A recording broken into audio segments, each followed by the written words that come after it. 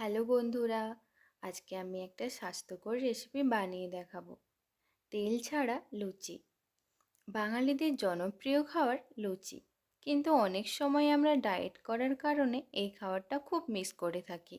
তাই ডায়েটের সময়ও আমরা লুচি খাবো, তাও বিনা তেলে।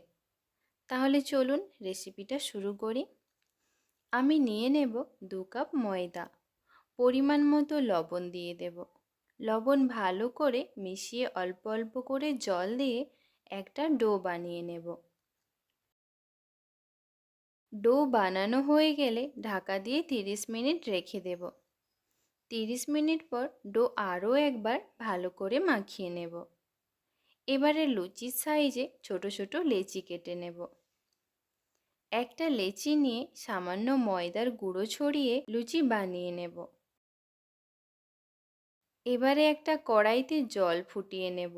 জল যখন ফুটে উঠবে সেই সময় লুচি দিয়ে 1 মিনিট জলে সেদ্ধ করে নেব। আমি লুচিটা আকারে যতটা বানিয়েছিলাম, জলে সেদ্ধ করার ফলে লুচি আকারে একটু বড় হয়ে যাবে। সেই সময় লুচি জল থেকে ভালো করে ছেঁকে একটা পেপারের উপরে রেখে দেব। 1 মিনিট পর এয়ার ফ্রায়ারে একটা সেদ্ধ করা লুচি দিয়ে দেব। 160 ডিগ্রি সেলসিয়াসে দিয়ে 3 মিনিট অপেক্ষা করব। 2 মিনিট পর আমি দেখব লুচিটা কী পর্যায়ে আছে।